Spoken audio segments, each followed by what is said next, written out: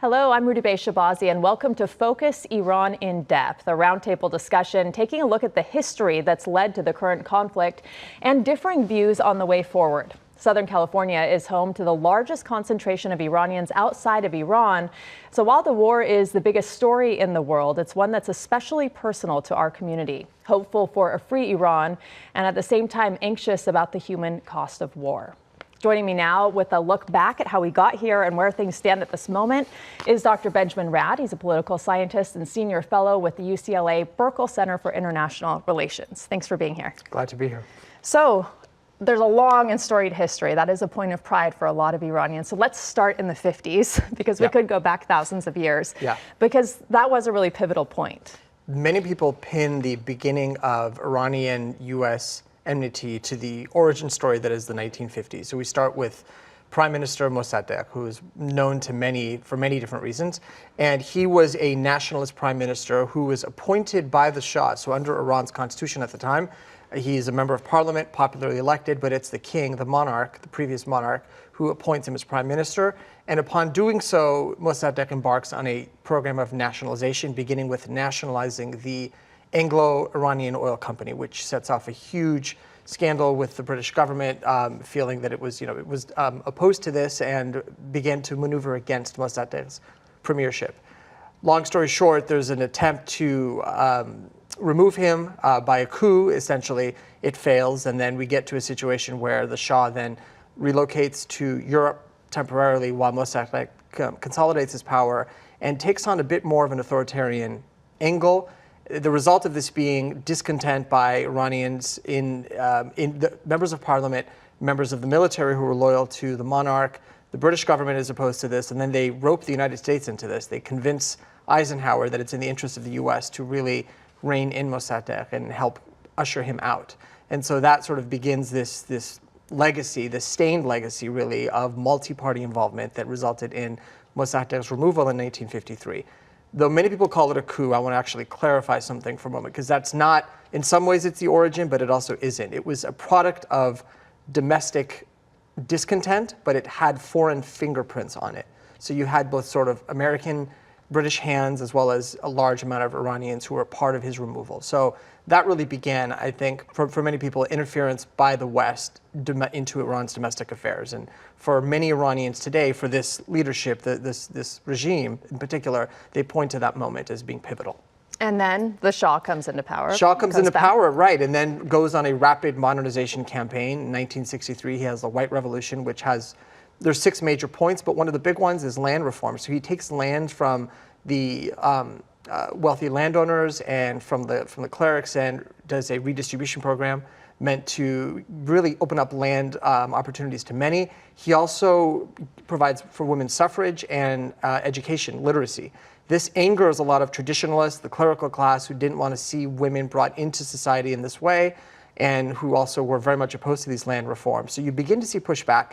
One cleric rose up in particular and made a lot of noise. His name was Ayatollah Ruhollah Khomeini. He was not an Ayatollah then, but he ends up becoming the Shah's principal antagonist and ultimately the man behind the 79 revolution that ousts the Shah some 16 years later.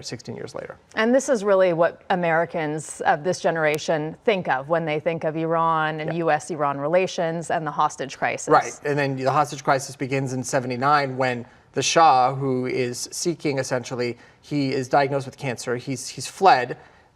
He wants entry to the United States. He asked President Carter to let him in so he can get the treatment that he needs. President Carter vacillates on this and at the last moment decides to admit him to New York, where he begins cancer treatment. And at that point, we see the U.S. Embassy take over by a group of Iranian students linked to the clerical leadership, demanding the return of the Shah and then basically blaming the United States and saying the U.S. is involved in another coup, trying to restore the monarchy and reverse the revolution. And that really began the downfall of U.S.-Iranian relations to this day. And we should mention, too, that during the Shah's regime, there was some authoritarianism there as well. Indeed. He had a notorious secret police, Savak, that was responsible for not just massive surveillance of the Iranian public, but also known for its brutal interrogation methods, its wholesale arrest of dissidents, opposition groups. There was really no space for any opposition groups to form. And so you had a country that was becoming incredibly wealthy. So you have rapid economic development, but uneven political development. So the politics was not keeping up with the wealth the country was accumulating at this time.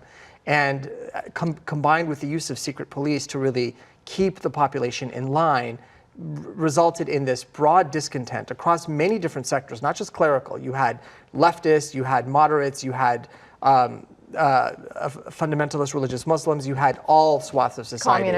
Communists, absolutely. Though it wasn't, it wasn't the entire country, but it was enough of it for it to matter and enough to make it difficult for the Shah to continue claiming legitimacy and support of the people. And that's something that meant a lot to him.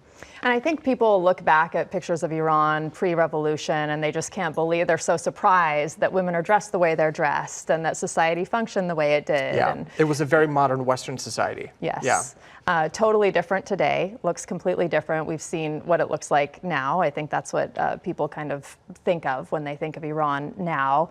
Let's also talk about the Iran-Iraq war. That was another pivotal point. It involved the U.S. as well. Yeah, and so Iraq under Saddam Hussein claimed sovereignty over territory on its border with Iran, oil-rich area, and then upon the instability of this new regime and its break with the West, with the United States, Saddam took the opportunity to invade and started an attack, leading to a 8-year war that ended up killing over 1 million on each side, and it was absolutely devastating and brutal for both countries. And it really was a economic and emotional and physical trauma for Iran, its leadership, and its people.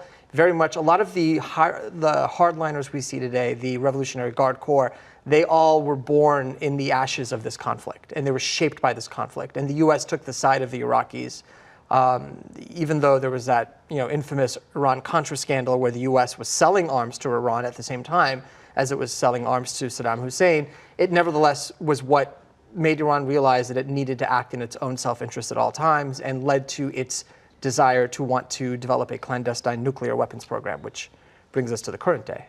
And speaking of current day, there are factions within Iran. We talked a lot about the reform movement before current day Iran, right? Those are the people who thought that revolution, or maybe not revolution, but change should come from within the country, that it needed to be gradual steps from within the country as opposed to outside interference, something big all at once. Do you think that movement is dead at this point? Yeah, I mean, it's best to see the regime's leadership now operating like a cartel that is profiting very much off of state and regime-owned enterprise, business, oil, commerce, all kinds of, essentially anything tied to the economy. And so as a result, they're very much invested in maintaining the system as it is. And any reforms, no matter how beneficial to the public, undermines their position and their lot in society. So for them, they're fighting hard to keep it the way that it is, and they control the levers of power. And so they were able to keep the reform movement subdued and ultimately crushed to the point where occasionally a reform candidate would make its way through, but was really ineffectual and had no power to make real change. So it was really all for show. So who are the factions within Iran that we're looking at right now? Obviously, we see people out in the streets, they're chanting Pahlavi's name, the son of the Shah.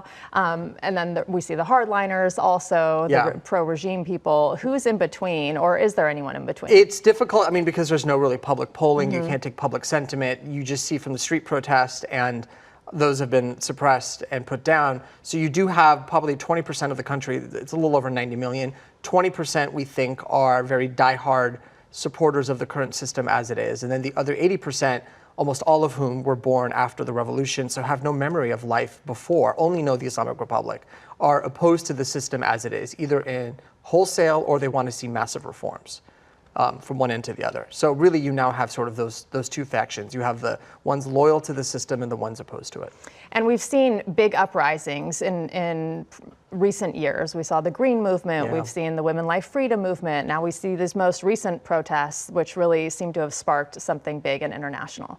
Yeah, and I think Iran's isolation because of its nuclear program, the collapse of the JCPOA, the Iran deal in 2015, the return of sanctions, and really the war or the rocket fire that it exchanged with Israel a few years ago, and then last summer with the United States and Israel, I think really put Iran in a very isolated, vulnerable position. And now what we're seeing is a regime that is not hesitating to assert itself and establish dominance, and sees any domestic threat as a foreign operation or a risk of bringing the whole system down. And that's something that they won't tolerate. So that's why we've seen them step up the violence in the last few months. And exerting pressure by drawing in other countries. Some people seem to be surprised that this has become an international conflict that doesn't just involve Iran and Israel and the U.S., but it's now involving so many other countries in the region. Yeah. Explain why they do that and how they've set themselves up to be able to do that. So Iran doesn't really have leverage anywhere else. Its leverage is through the Strait of Hormuz, through oil.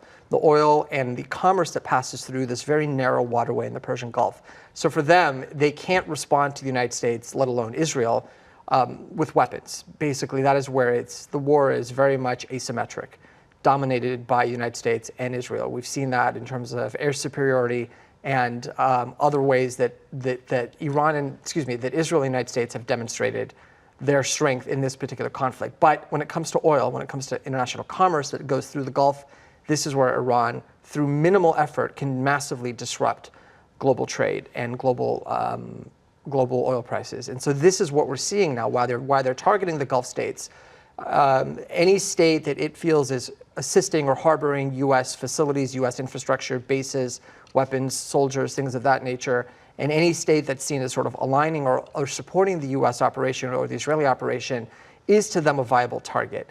And they've realized that they don't have to do much, they just have to threaten to attack cargo ships going through the strait to be enough to completely shut down all commerce and impact fuel prices everywhere, as we've seen in the last few weeks. And President Trump now is threatening NATO countries, saying that they need to assist in the Strait of Hormuz and help out in this effort, and they're not willing participants in this. No, and it's interesting because the United States gets less than 1% of its oil that passes through the straits. The type of oil the petroleum that we refine and use in the United States comes from other sources, primarily Canada, and also from South America. So for the United States, this oil is not as critical as it is for the global economy, for the Europeans, especially the Chinese, I should say. And so from his perspective, well, why shouldn't they be a part of a coalition that helps secure passage and transit for these goods going through the strait? And for these countries, they said, look, this wasn't a war that we chose. It's not a war that we would have recommended. The United States started it, and it needs to sort of bring this to an end. They don't want to get involved, even though they are suffering arguably more than the United States is in terms of the impact on oil for them. We talked before, you said you don't see boots on the ground for this operation. That keeps shifting, and I think my feeling was that if the goal is to secure all the unknown remaining nuclear, highly enriched uranium, there's 400 kilograms or so, a little bit more than that. If it's to completely dismantle its ballistic missile programs, what we're seeing from military officials is that cannot be done through the air alone, that it does require some ground operation. But to call it boots on the ground versus, let's say, a special forces deployment, goes in covertly, retrieves whatever needs to be retrieved, destroys whatever is left, and then leaves. I don't equate that to a full ground invasion. A full ground invasion would really be a big ask for the American people, especially if the president is not going to Congress to get authorization or a declaration of war. This is an election year, so there's a lot at stake if he does that. I think that's the only thing, sort of the restraint, keeping that there. And if it can be done with a small operation, then so be it. For all we know, that's happening now. I mean, if it's covert, we don't know. That raises a good point, too, because of the recent actions in Venezuela, the decapitation actions, and that was what the U.S. called it in Iran as well. But Iran is a much more complex system than Venezuela. The regime is entrenched. They have redundancies. They've been planning for this for 47 years. Can you explain a little bit about why this wasn't just a one and done overnight kind of situation and how they're able to hold on to their power? Well, let's establish the fact that the United States had before and now still does diplomatic ties with Venezuela. We had ties with Maduro. We had ties with Delcy. We had ties with the entire system, top to bottom. And so there was communication, there was a way to sort of set up for the day after, to know who would step in. None of this really existed with Iran. Secondly, you have in Iran a sort of fragmented hierarchy. You had a supreme leader, he was taken out. There was really nobody in line remaining who wasn't killed in that initial strike that would make sense to fill in that role. You open up now infighting between various factions of the Islamic Revolutionary Guard, which is really the power that controls the country. You have someone like Ali Larijani, who is the Secretary of the National Security Council, who is a very high-ranking official under the previous supreme leader. He is still alive. He is sort of the de facto political ruler of the country. He favors a different supreme leader. So now we're seeing factions emerge, fissures within the Iranian system that were there the whole time, but that Khamenei, the previous supreme leader, was able to sort of paper over and at least keep them intact. With him gone and no legitimate successor, I mean, his son is not a legitimate successor in the eyes of many, it opens up this sort of free-for-all. And now we're seeing, so if you're the United States, who do you talk to? Who can you rely on? Who would still be there a week from now? Not because the United States will take him out, but because somebody else within the government might take that person out. This makes it challenging. And have we seen any of the defections that are usually necessary to facilitate a regime change? It's not at the high levels, not at the levels that matter, to the extent that you might see desertions in the Basij, the street forces, the Revolutionary Guard soldiers patrolling the streets, basically the regime enforcers. We might be seeing some defections and those deserting there, but we're not seeing it en masse, and we're not seeing it at the higher levels that really would make an impact at this time. And break down for me quickly who these forces are, who they work for, who they're beholden to. Yeah, so under Iran's constitution, there's basically two armies. There's the national army that is in charge of protecting Iran's sovereign borders. And then there is the Islamic Revolutionary Guard Corps, which is a paramilitary army that is separate from the other army, that answers directly to the supreme leader. Its job is to protect the revolution, basically to protect the system. And so those are the ones that are empowered the most. Those are the ones we saw putting down, that killed upwards of 30,000 protesters, so we think, back in January. They're the ones that really wield the power. And I'd say even today, more so, especially, Iran strikes me as more of a sort of a junta, if you will, a military junta, than it is a clerical theocratic republic. And so that IRGC, the Revolutionary Guard Corps, that's really the de facto power right now that has to be reckoned with. How much of this current situation do we owe to the protesters? The protesters have been around, and what they've done is they've demonstrated the lack of credibility and legitimacy the system has from within. The regime leaders will dismiss it and say that they're foreign agitators. These are mobs instigated and paid by Israel, the United States, other foreign states that are enemies of the republic. But really what we're seeing is a reflection of the mass discontent.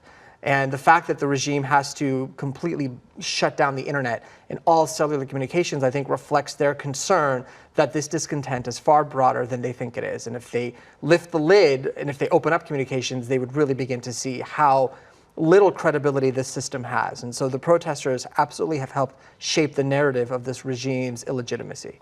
And created a point of weakness. Indeed, absolutely. Yeah. When there's no domestic support or credibility, what do you have to stand on, right? What was the revolution for if the people you're serving don't want it anymore, if 80% of it are opposed? And so Iran is not seen as, the regime is not seen as a legitimate state from inside the country. It's a pariah state from without from the international body.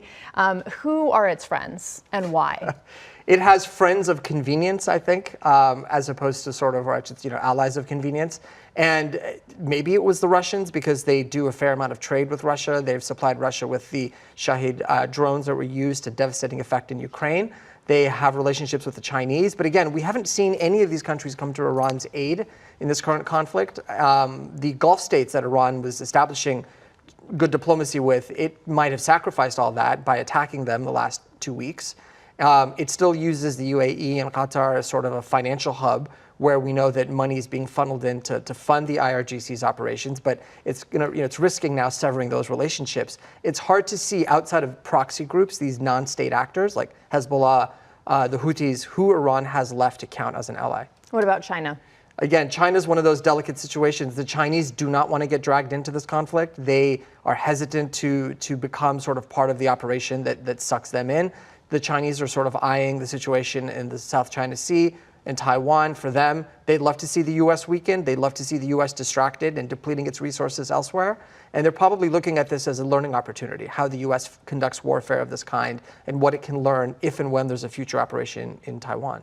So we're about 3 weeks into this war now. If you had to summarize it in a few sentences to explain to someone who didn't know what was going on, what would you say? I think we are maybe 2/3 into the operation. Iran has lost the ability to project its power outside its borders. The regime has lost, I think, whatever legitimacy it had left regionally. The United States has demonstrated the limits of what can be done through air attacks alone.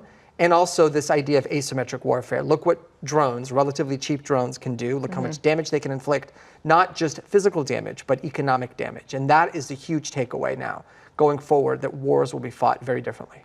Okay, well, thank you. Coming up, we're joined by our panel to talk about the path forward, Iranian Americans with a shared identity and differing views on what's next.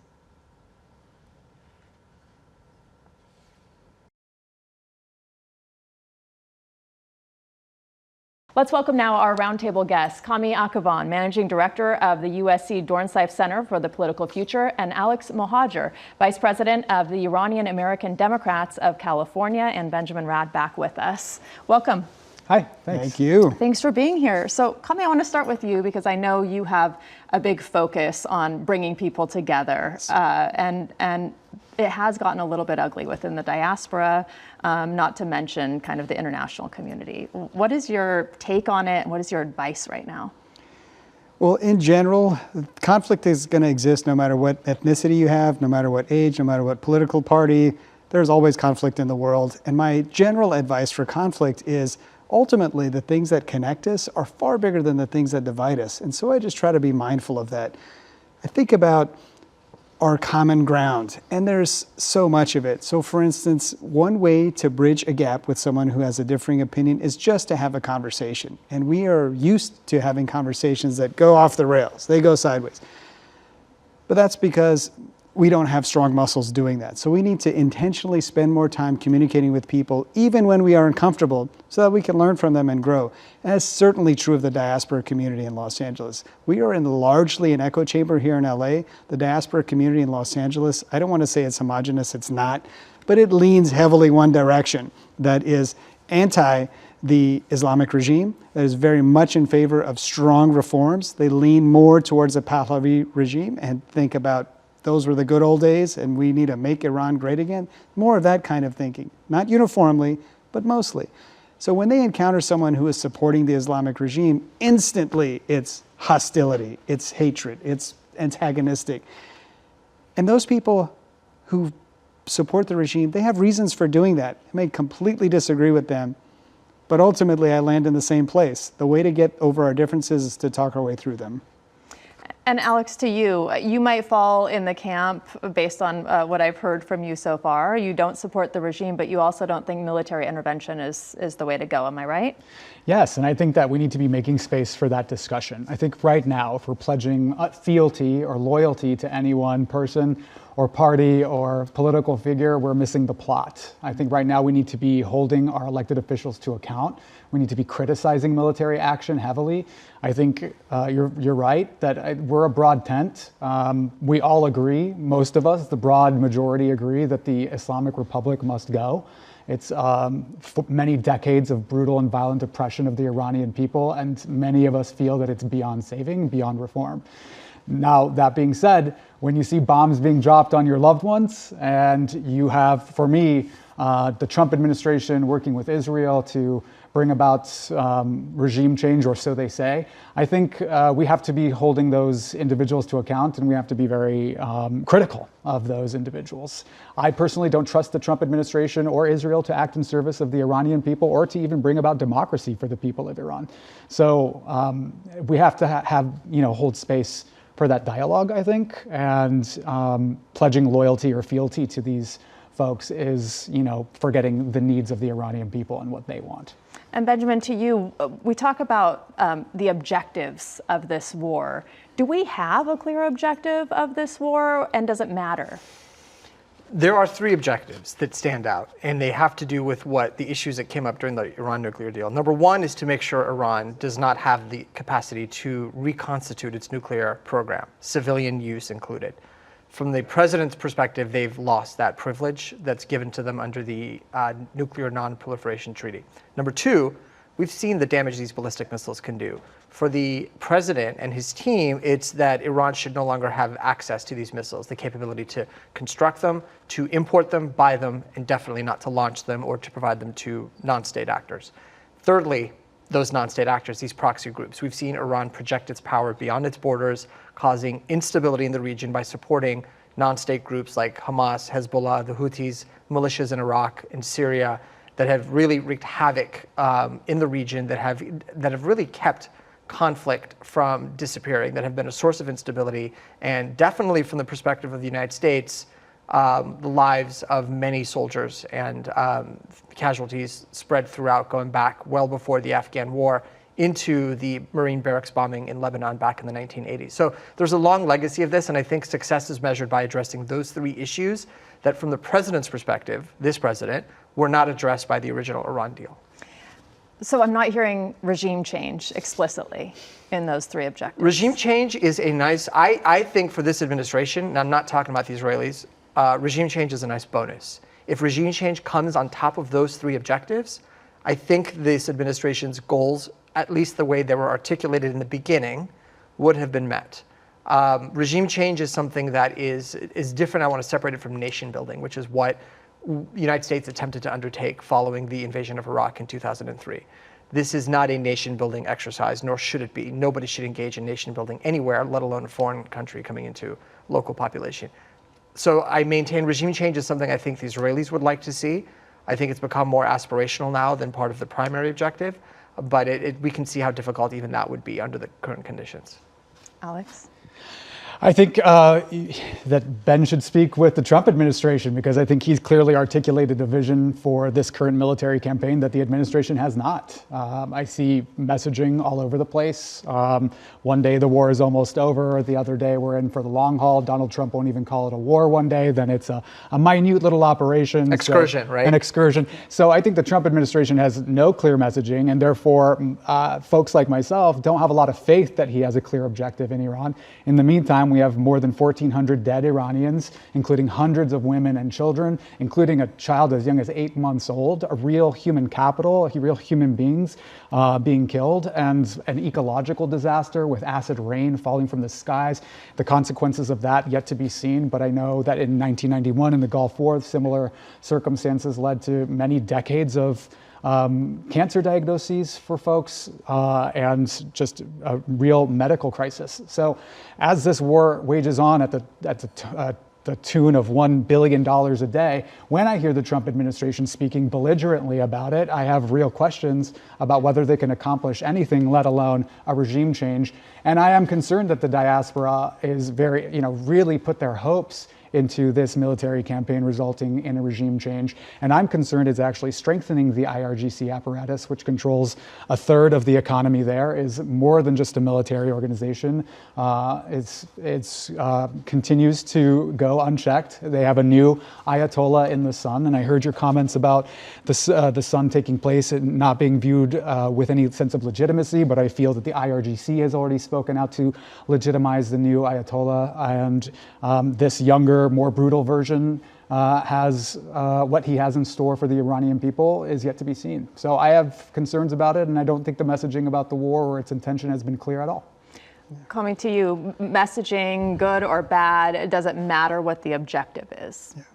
Absolutely matters what the objective is. The way I think about this big picture, I think about my mom. I think about stories she would tell me going to nightclubs in her go-go boots and her mini skirt, sneaking out of the house so she could meet my dad, who had long hair, so they can go to a club and have cocktails and dance to James Brown. Americans will hear these stories and think, what? Iran? That is the country that's associated with the turbans. They're the ones with the Iron Sheik, right? They're the ones who are the bad guys. They're the ones who took the hostages. How can they be this land of freedom and liberty?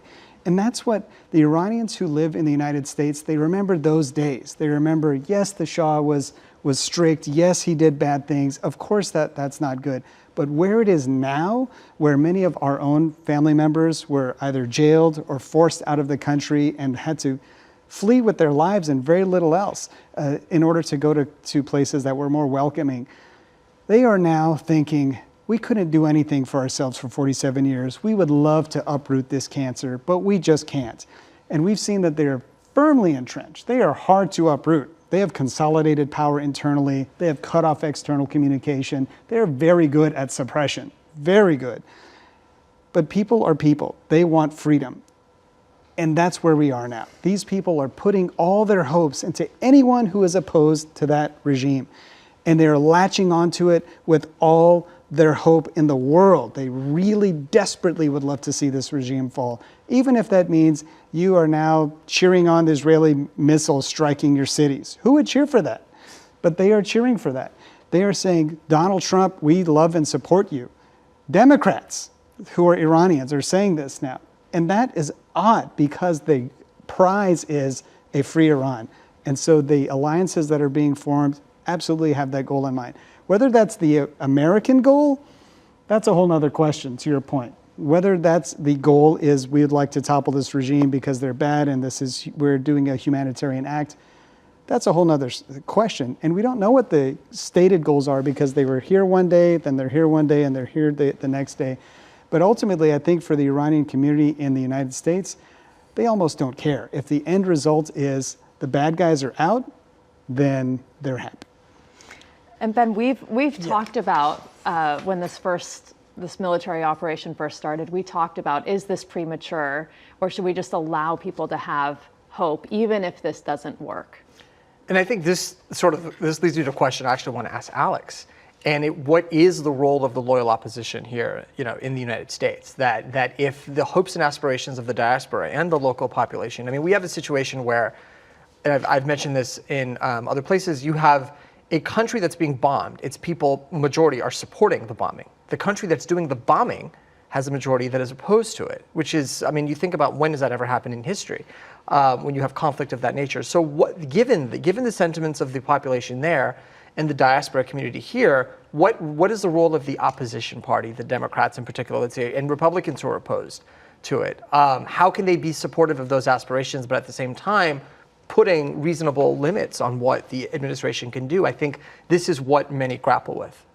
Well, firstly, I have a problem with framing this in a Democrat or Republican context, right? We have people, all of us agree the Islamic Republic must go. I think there are those of us who don't trust the Trump administration. But what does that mean? Yeah. What does that mean it must go? The Islamic Republic must go? What does that mean? Yeah, how do you make it go?